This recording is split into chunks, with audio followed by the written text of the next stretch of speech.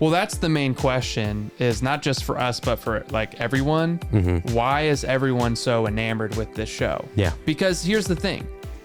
Even for a show to have this many people who hate it or rag on it, you actually have to have something of quality.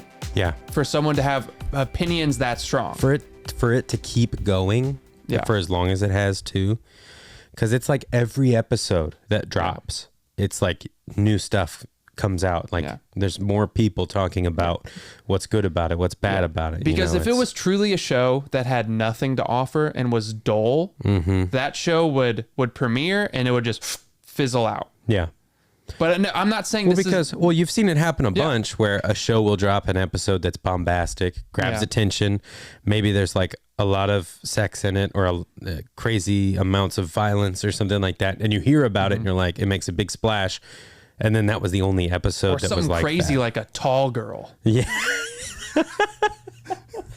Yeah. Something really nuts, like a girl that's 5'11". Something that really pushes 6 foot. Something that really pushes your suspension of disbelief, like a over 6 foot blonde girl in high school. Yeah. Let's make 3 of those movies. Yeah. Euphoria does a really good job of starting the show at a point where the characters are ready to make decisions. Yeah. So it catches you up with Rue's kind of like backstory narration, but you get to the point where it's like, hey, instead of like telling a season arc as to why Jules would make this decision or why, what's the guy's name? Like the dark-haired jock guy? Nate Jacobs. Instead of like a season-long arc of like why he would be this diabolical. Yeah. It just starts the show with that character already with the backstory intact where he can make that crazy decision to blackmail Jules. Or like, why is Maddie going to do X, Y, and Z? This will have spoilers. Yeah. Oh, by the way, hey, if you're watching and you're like, I haven't seen the show yet, this will have spoilers.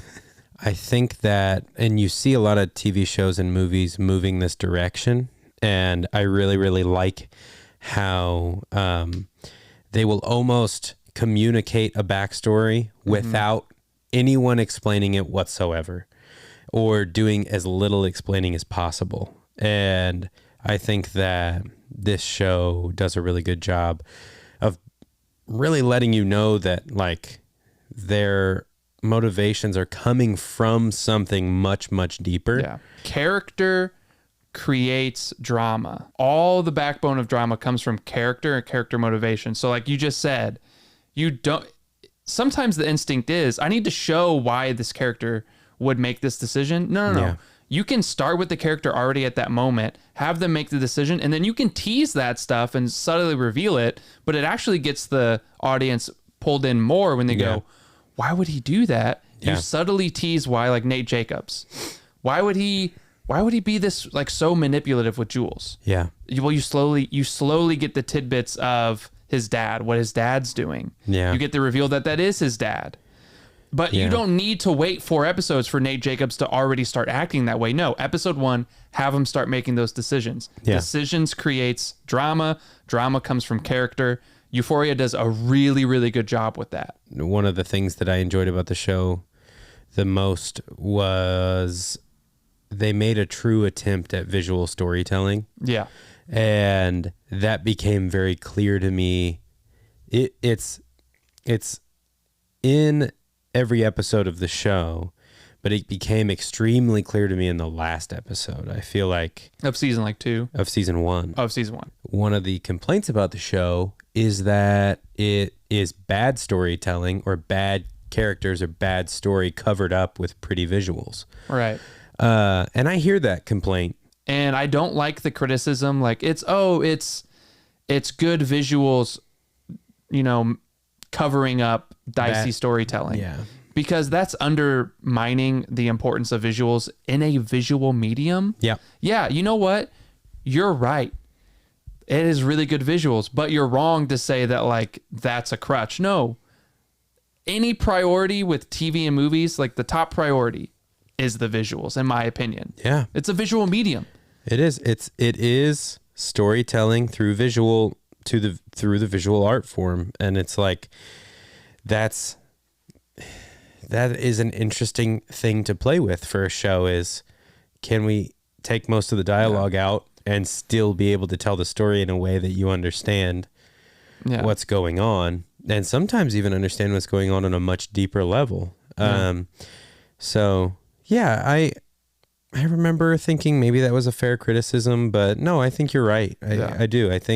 I don't think that it's wrong to prioritize beautiful visuals that tell a story well visually. Yeah, I think, like I said, it does tension and conflict really well, but I think sometimes the show, and I haven't really looked into it, but I'm pretty sure Sam Levinson is like the main writer on the show. I don't think there's like a really in-depth writer's room, but it seems like I don't think so either. He changes, I think, a lot of things too, like on the fly. Yeah, it's the sense I get is when he feels lost, he just goes to conflict.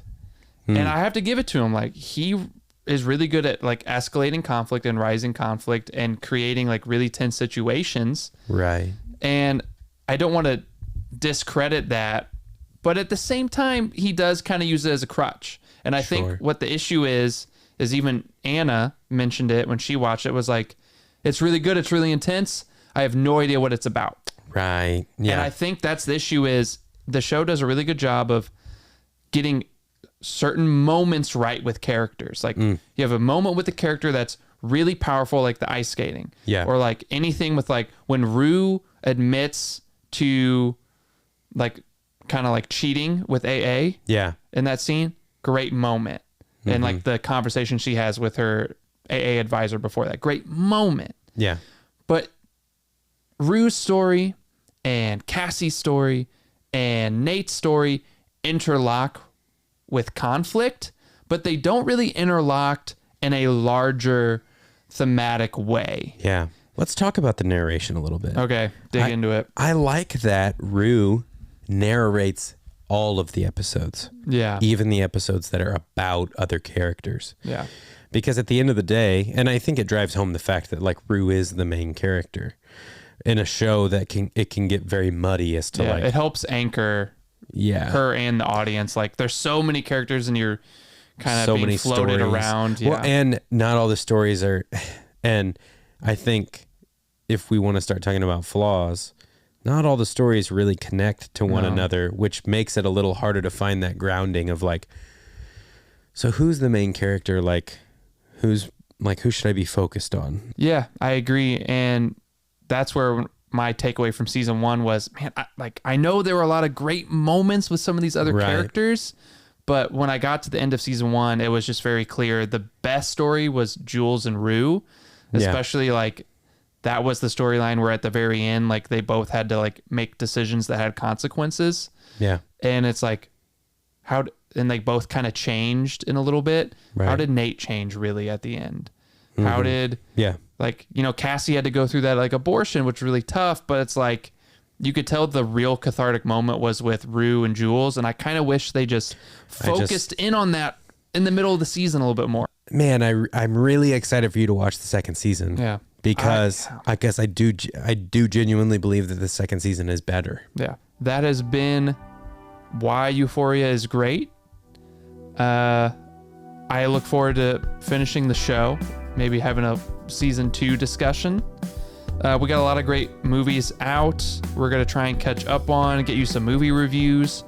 And we have the Oscars coming up. So I think post Oscars, we're going to create both on the YouTube channel and just like in the podcast, maybe some Oscar breakdown. Yeah. We need to find a way to watch it together if we can. Yeah, let's do it. Yeah. So we can talk about what won and what movies, you know, we thought deserved to win and ones that got missed. Yeah. So I think that's something to look forward to.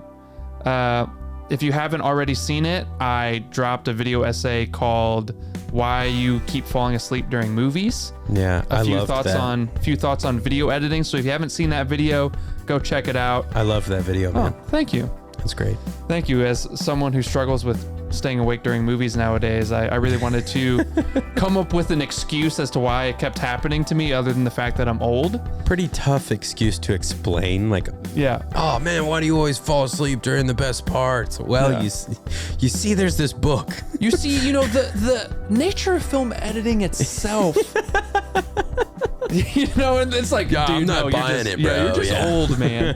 But yeah, if you haven't seen that video, check it out. Let me know what you think, and I'm gonna keep trying to make more video essays like that. Yeah. But and if you're watching the Euphoria kind of segment highlights on YouTube, you can listen to the full episode of the podcast in the links below.